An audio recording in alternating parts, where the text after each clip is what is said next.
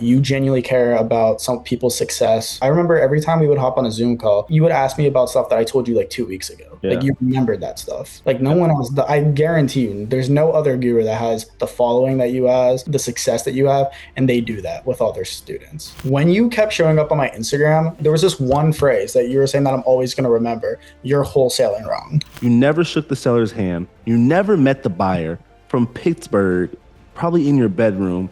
You walked away with $35,000 from this industry. That is fucking huge, bro. It's insane. Anyone can come into this program and just crush it. No, if you have experience or if you don't have experience. I knew I was going to be in real estate my whole life. I didn't go to college, literally just to go straight into the real estate industry. So I have this job right now. This is my office. I'm a property manager of this apartment complex in Pittsburgh. It's good. I'm not really making money.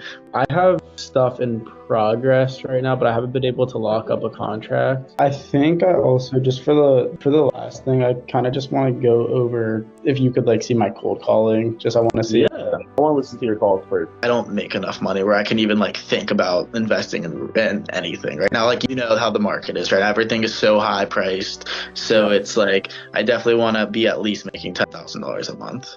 $10,000 a month. We need to close. Yeah. One wholesale deal every 30 days. Yeah. It's very simple if you do it in the right way. All right. So if you do that for 3 months straight, you're walking up to the boss, you're saying, hey, these are my 2 weeks, I'm ready to go. Nash, Mr. Wedner, brother, how you doing today? I'm good, man. How are you? I'm doing pretty good. For the people that are watching this, I gotta let y'all know this is long overdue.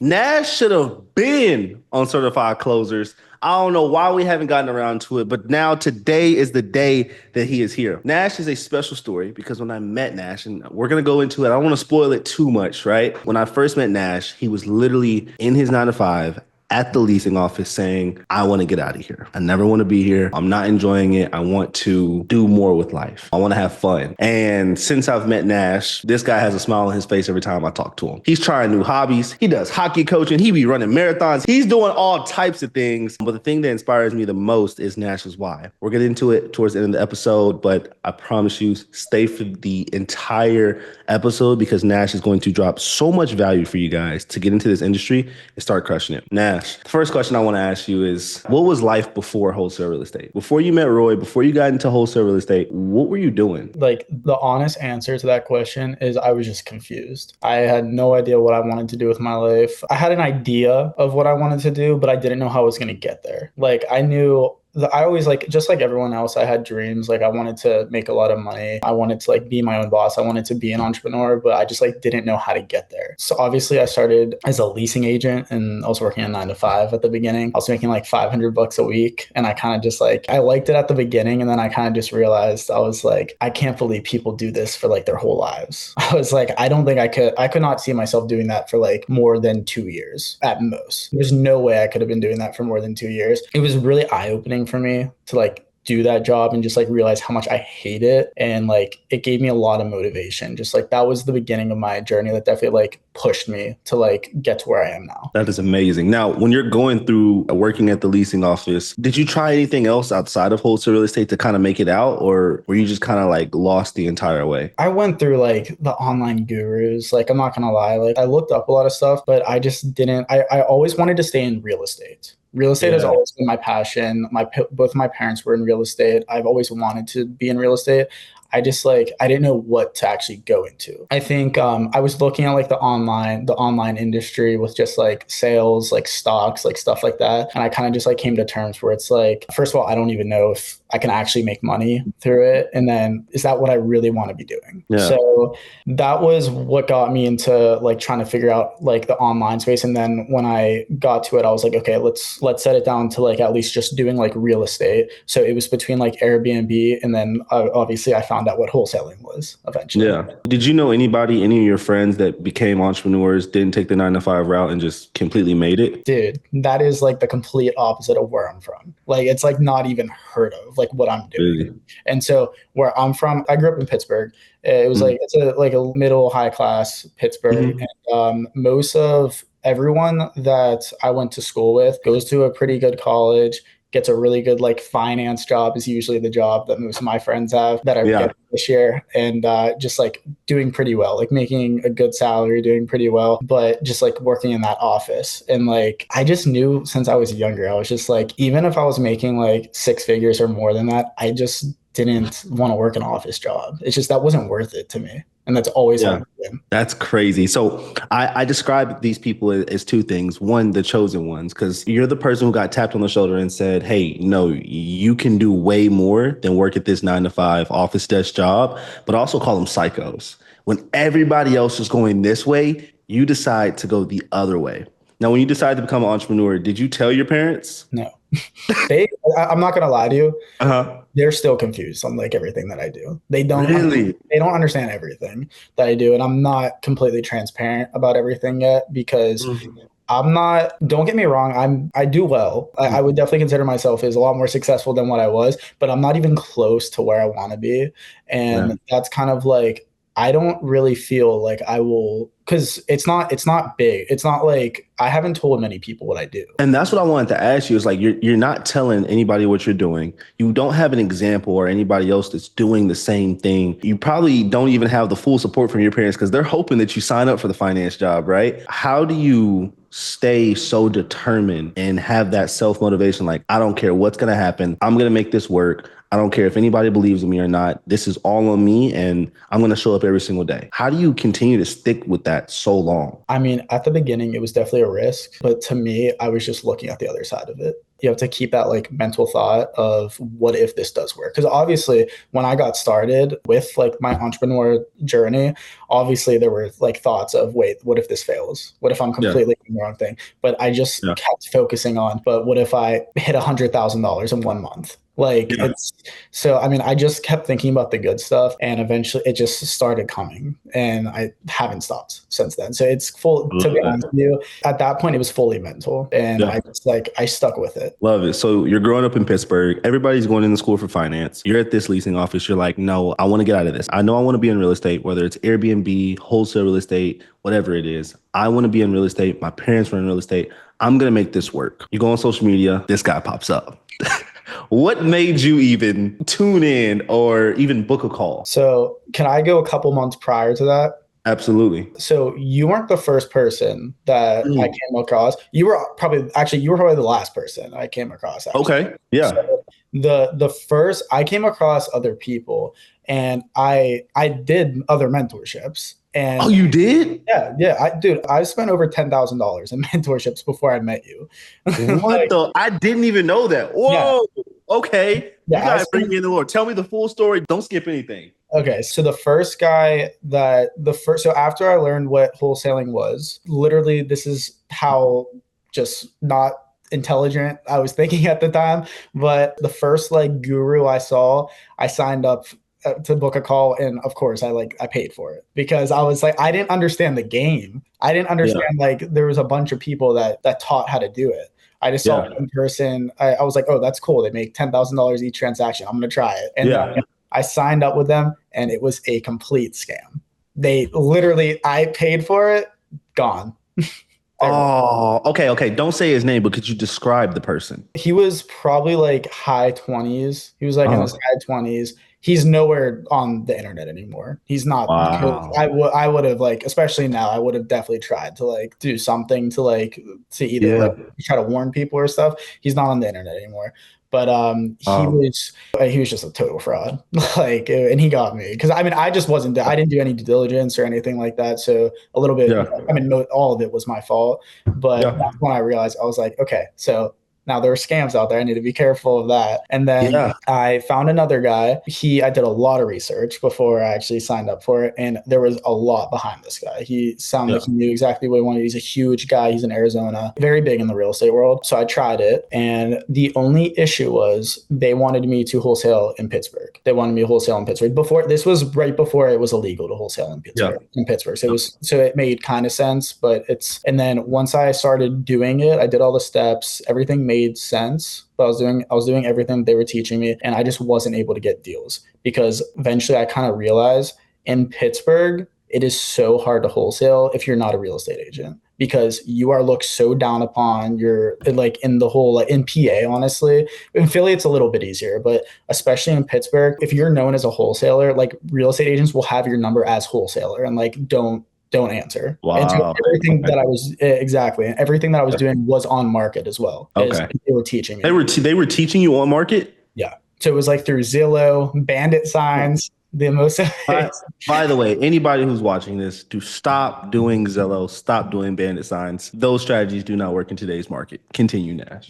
And yeah, it did not work at all. It was everything like that. And then after 2 months of doing it and not closing a deal, I was just like, okay, I'm at this point, I'm just wasting my time. I was like, this just isn't working at all. I was on the verge of giving up. I was very close of giving up.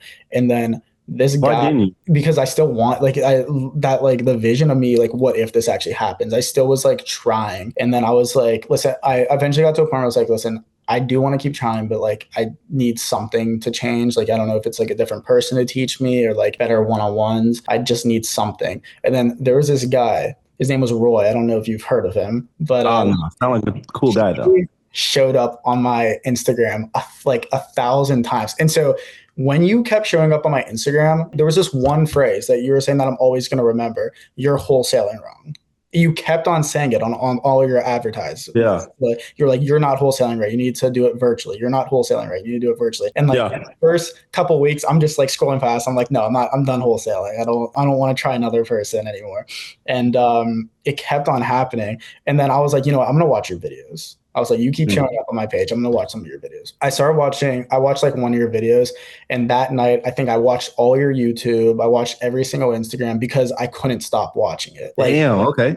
It was the information you were giving, the way you were talking, the way, like just how genuine you were. It just like, I just kept watching. It wasn't even like about like even the mentorship. It was like the part that like you were giving me a lot of information that was really good to know, really knowledgeable. Yeah. So that's why I kept wanting to like watch more. And then I was like, you know what? I'm gonna book a call. I just want to see what this is. I'm probably gonna get some like sales guy who's probably gonna answer the call. Whatever. I'm just gonna book a call and see what happens. And I booked the call, and I get a phone call a little bit after. I'm like, hello, and you're like, hey, this is Roy, and I was like. And then I did the conversation with you, and then I hung up, and I'm like, that definitely wasn't actually Roy. I was like, there's no chance he actually just called me. I was like, it was definitely one of his like people or something that called me. Yeah. I was like, there's no shot. Because at the end of it, you were like, yeah, I'll see you on the Zoom call. And I was like, yeah, I'll see you on the Zoom call. Cause I'm not convinced it was you. And then it was probably a couple of days later where we actually had the Zoom call. I get on and then you pop up. And so I was like, oh, I was like, you're serious? I was like, that was you. And you're like, yeah, bro. What are you talking about? And we had an amazing conversation. You gave me so much knowledge from it. And so the thing I remember the most about that first conversation, which is still how I look at you today, is you were like, the biggest thing I want to be for you is like an older brother. I want to like help you. I want you to like look up to me. Like if you ever need me, I'm going to be there for you. And you meant that. Like that wasn't just like, you didn't just say that. Like that was genuinely something that you meant, and you proved that throughout the whole journey that I had wholesaling. I appreciate that, man. Yeah. I appreciate that. I mean, I definitely wouldn't be where I ever was if it wasn't for like this. So I definitely appreciate that. And back to the leasing office, I was in the leasing office when I answered. I was at work when we were on the call. And I just wanted to get out of I wanted to get out of my 9 to 5. I wanted to be able to do my own thing. After watching everything that I saw from you, I definitely felt like you were the person that was going to be able to help me. Bro, I love that. That story, man, that just, it made me warm on the inside. I'm like, damn, because like the reason I got into this was to change people's lives and to be there for them, especially because like when you're on this journey of just, people think like you start wholesaling, you're on this wholesaling journey. No, you're becoming an entrepreneur, and it takes so much guidance and mental, I guess I say for lack of vocabulary correction, to stick to it and not give up. So I'm glad that I'm glad I was able to be there for you, man. And you came a long way, and we're about to get into it. You've done a lot of due diligence. You've been scammed before. Mm-hmm. What was it about me besides our phone call that made you say 100% this is where I'm going? It's the way you explain. You're real about everything when it comes to real estate. The one thing that I really did appreciate you is like you didn't, every single guru out there tries to make anything, not even if it's not just wholesaling, like anything they do, that it's like a get rich quick scheme. That's not how life is. That's not how being an entrepreneur is. And so it's Nope. like you made it very clear, this isn't get rich quick. This is starting a business. Yeah. And so I appreciated the transparency. So you were very transparent about everything that you said on all of the videos, on the, I mean, yeah, I guess the phone call as well, but like on the videos before I met you. And Yeah. I just like, you were very genuine and everything. And I just did not believe that you were someone that would be scamming. Like I could just tell. I like that at the time you didn't have Yeah. as big as a following. And I said that to you. I remember. No, I had like 8K, maybe even Yeah. 10 max. And I said that to you on the, I remember the conversation that we had on the initial Zoom call that we had. And I was like, I like that. Like that's what Yeah. I wanted someone who at the time didn't have the biggest following, because I wanted to actually like be able to like focus on me. And Yeah. that was something that was important to me. And you're just very genuine, and you can tell, and a lot of people that I've talked to just like feel the exact same way. And Yeah. just like you can tell when someone's BSing through a screen. And so you just were not, and it was pretty obvious. That's awesome, man. I appreciate that. You get into the program. You say, you know what? I'm gonna give another shot. This is the third time's a charm. All right. I'm gonna buy another program. I'm not gonna even tell my parents what I'm doing. I'm gonna try to figure it out. You get into the program. What were your thoughts, man? What were your thoughts on the videos and like basically the curriculum? Like what was different from all the other things that you've seen? You get to the point. Like it's not like there's not 20 these videos that are 20 minutes long of you explaining BS where I hate that. I hate I those. don't want to hear. They're like 5 maybe to 10 minute videos, not even actually, that just go straight to the point and show me exactly step by step. You're not just explaining it. You literally take a step by step exactly what to do through everything, with setting up softwares, with how to set up your CRM. You literally the CRM I think was the longest video, where you literally just show us exactly how you set up yours, and I did it the exact same way that you Yeah. did. So it's different from other people, because like you actually made it for people that don't know what they're doing, but also people that are going into it like knowing a good bit. So it's like it's Mhm. perfect. Anyone can come into this program and just crush it. No, if you have experience or if you don't have experience, you can Yep. just crush it just from the material that you give. Yeah, I remember when you had first got in. You had got in, and we had got on an onboarding call. I didn't hear from you for a minute, and then all of a sudden, I think you texted me. And you're like, "Yo, I got leads. Like, the market's working. I got leads." I don't know if it was the first market, maybe the second market, but I just know one of the markets that we pulled, you just started getting a bunch of leads. You're like, "Yo, bro, I got these leads. Like, it's working." Like, what is your mind, or what's happening as you finally start seeing results in wholesale real estate? It was insane. Like when I got that first check, it was probably the most like mind-blowing thing. Because you have to remember, I was still keeping it low with like my parents, because no one knew I was making money doing something else. So I was really excited with myself, but I was like, I need to keep doing it. And I Yep. think that's also what made me where I am right now, is because like I'm very excited when I like close a deal, but I like always realize, okay, now let's do the next one. Celebrate for a little bit, now let's go to the next one. So I Yep. do celebrate the little achievements, and then I have to go straight to the next one. And that's what I felt about it. Is like I Yeah. got the first deal. All right, let's get that second deal. I love it. Now, the viewer, we're edging the viewer right now. They're like, okay, what was the first deal? Tell us about the first deal. He grew up in Pittsburgh. He didn't tell anybody. Everybody else is doing finance. He's getting into wholesale. He's gotten scammed twice already. He finally closes a deal. Let's talk about the deal. I want to know the entire story, from how you found the deal to how you locked it up to how big that assignment fee was. Yeah, so my first deal was pretty good. It wasn't my biggest one, but it still was pretty good. So it was, my first market was the city, and Okay. I love that market. I think that's an amazing market. But like I've gone back there like a couple times actually. And honestly, it might have been my first day cold calling when I found this. It was a woman. She had kids, but they all moved out. She was trying to she had a lot of property. She had like 5 different houses in Louisiana, a couple in Texas. She was like, "It's so funny you called. I need to sell my property like ASAP, like Mhm. as soon as possible." She was like, "I just want to get rid of it." She was like, "We can do numbers like tomorrow, but I just want to get rid of it." And I was Yep. like, I was like, okay. And then I called her back the next day. We went through everything. She told me everything that was like with the property because I remember, if I remember correctly, there was foundation issues that had to be fixed, and then it was foundation issues, and then there was a couple title issues. That was the thing. That was what took a little bit. And then I got it right to the title company. I got under contract, got right to the title company. And the best thing is we were able to figure out the title issues in only a couple days, which she thought was going to take a while. And then the way I was able to sell that is I was calling all the contractors in the area. I don't know why. That was like, because that was like something that was random. I was like, I'm just going to try this. I was calling all these contractors, and there was one guy that was literally like, I'm literally looking for my next like flipping opportunity right now. He was like not with the company that I called. He was like personally. So then I got his personal information, and then closed on that deal. And that one, my assignment fee for that one was for $12,000. Was for my first. Oh my, bro said it. It's pretty good. It's not that big. It's not my biggest one. $12,000, bro. Have you ever made $12,000 in a single month before this? No. This is your first time making more than maybe 5 figures in a month? Bro. Dude, not even close. I was making around like $2,000 a month. Oh my gosh, bro. Okay, so you're still at the leasing office when you close this deal? Yeah. I was at leasing. What's happening? Are we dipping? Like, what happens after that? Not yet. Not yet. So that's the part where I was very excited. That I was very like happy about. I was like, I was very excited, but I was like, all right, I'm gonna make a deal with myself. When I close one more deal, then I'll leave. So that's what I said to myself. I said I have to close one more deal and then I'll leave. And that second deal was the best. Tell us, what was the price that you walked away with on that second deal? The second deal I ended up with $23,000. What the fuck? What the fuck, bro?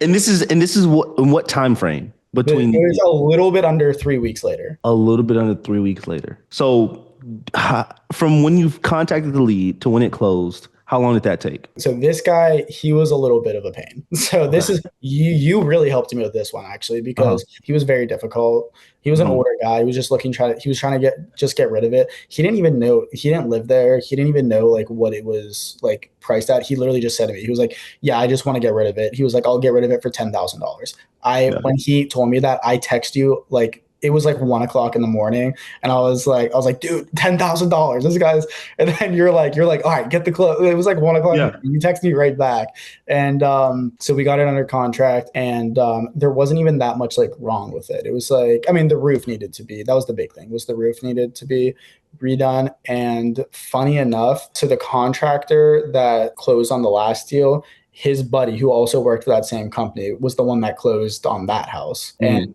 with the issue with that is, so the guy didn't have a computer or anything. And okay, notaries and all that. Yeah, so I'm not in Lake Charles, obviously. I'm in Pittsburgh.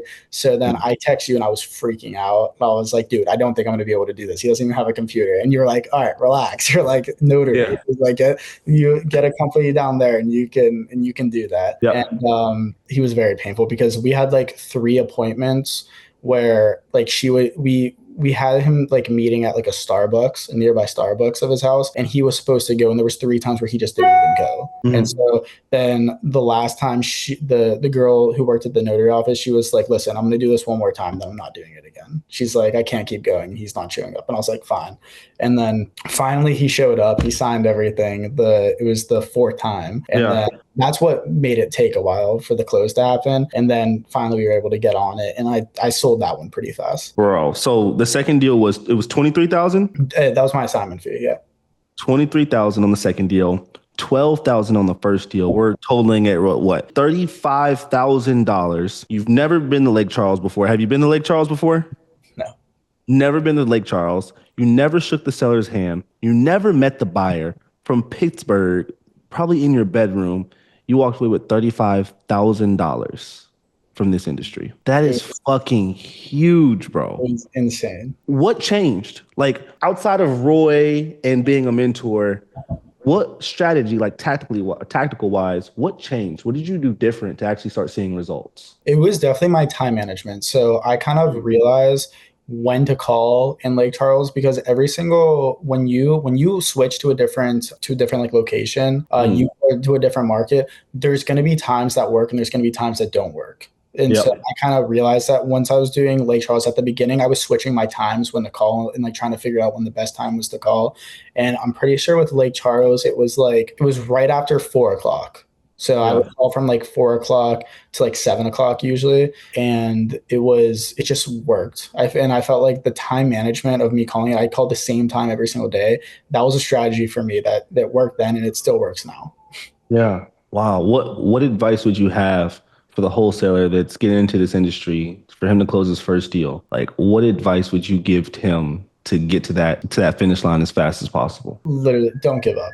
You got to have tunnel vision. It's like it's part of any journey of if you want to work for yourself and you want to be an entrepreneur, you need to Yeah. have tunnel vision and you just need to focus on the wins. And Yeah. at first, it might not be money that are wins, but like you literally just like getting a good lead. That's a win. Focus on that and then now try to get something locked up. So like Yeah. you got to have little wins and just keep building up until you close that first deal. Now, you obviously stayed super focused and tunnel vision throughout your journey, not telling anybody, just kind of staying low key and just saying, I'm gonna show everybody when this works. Then it finally works.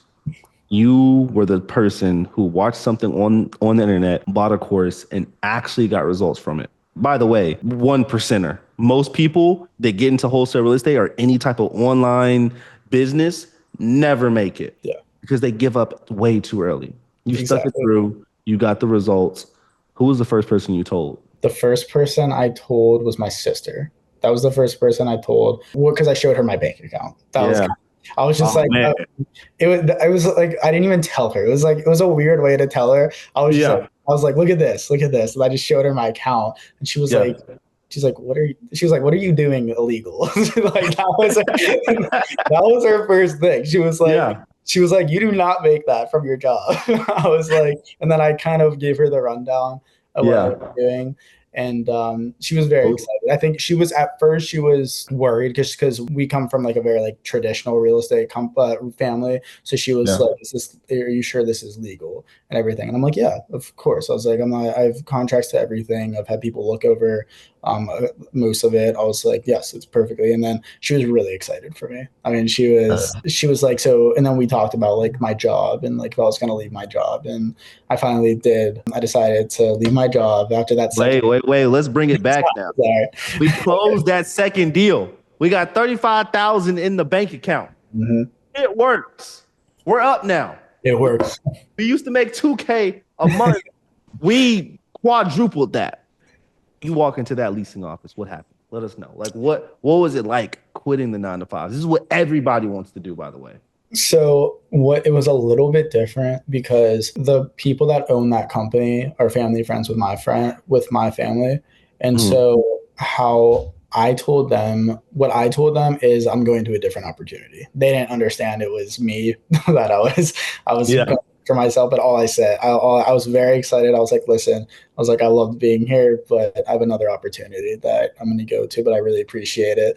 And so I was so bad that I want to be like, oh, I'm making it now. I'm making a ton of money, but I Yeah. just couldn't at the time. Yeah. And it was probably the best feeling walking out of that leasing office for the last time, though. I can't lie. It was like genuinely one of the best feelings, like just like freedom, it felt like. Yeah. Wow. That is what everybody is chasing. And the fact that you're how old are you now? 21. You're 20. Oh my gosh. The people watching this, do you understand that Nash is 21 years old and will never see a 9 to 5 ever again? At 21 years old, he will never work for anyone but himself ever again, bro. Like that is fucking amazing, bro. Congrats. Like honestly, so proud of you, bro. Like it's very this industry being or not even this industry, being an entrepreneur is so hard.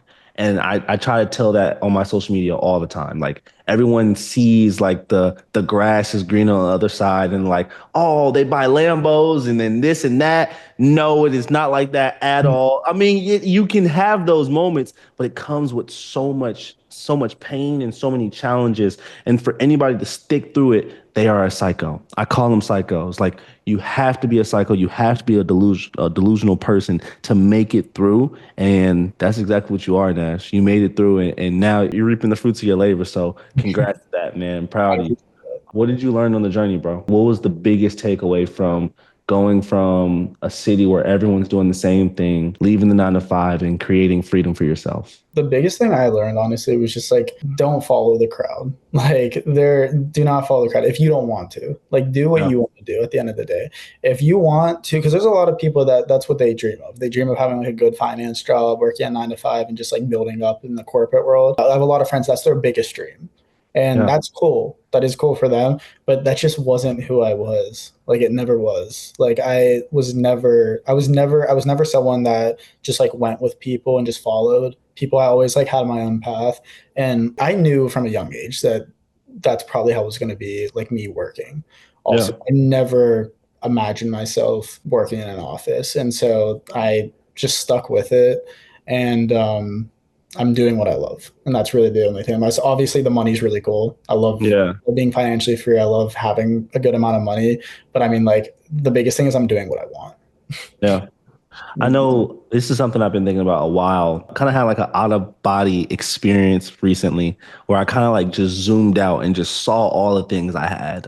And I was just like, whoa, like my younger self would be so fucking proud of me. Like he'd be like, what is going on right now? What do you think if you could speak for him, Nash 3 years ago, if he saw you today, Mhm. saw exactly what you're doing and saw how you completely just took a 180 to life, what would he say? I think he would be extremely proud of me. He would be extremely happy that it's happening. But I do think there would be a little bit of me that would be like, I knew that was going to happen. If I'm going to be Ooh, completely honest, if I'm going to be honest with you, I really do believe that yeah. my younger self wouldn't be like that surprised Yeah. that this is like happening, because You like knew you would make it. I've said it since I was like younger, that like I knew I was going to be on a different path. I knew I was going to be like very successful. Like Mhm. I remember conversations, like I sound egotistical saying this. No, this is what every entrepreneur has, and if they don't have it, they won't last. Exactly. And so like I remember like in when I was like probably a junior in high school, all of my friends who are extremely smart. They all go to like very good colleges. They're about to have, like I was telling you, like really good jobs. And they were all like telling me like what they want to do, what their job wants to do, what they want to do like working wise. And then they go to me. I was like, listen, I don't know. I don't know exactly what I want to do. I know I'm going to be very successful. And so Yeah. they were all like, that doesn't make sense. They were like, you got to know what you want to do to be successful. I was like, I just don't know yet, but I know I will be very successful. And like Yeah. they didn't understand at the time, and I was still confused at the time. But like looking back at that now, I understand what I was saying. Yeah. Bro, that is fucking amazing, bro. Congrats, bro. I What appreciate what's next? Just so we can leave that digital footprint. it. Yeah. What's the next big goal? So we can have maybe episode 2. We come back to Nash and we say, Nash, did you hit it? And you say, of course I fucking did it. Yeah. What do we want to do next on your entrepreneurship journey?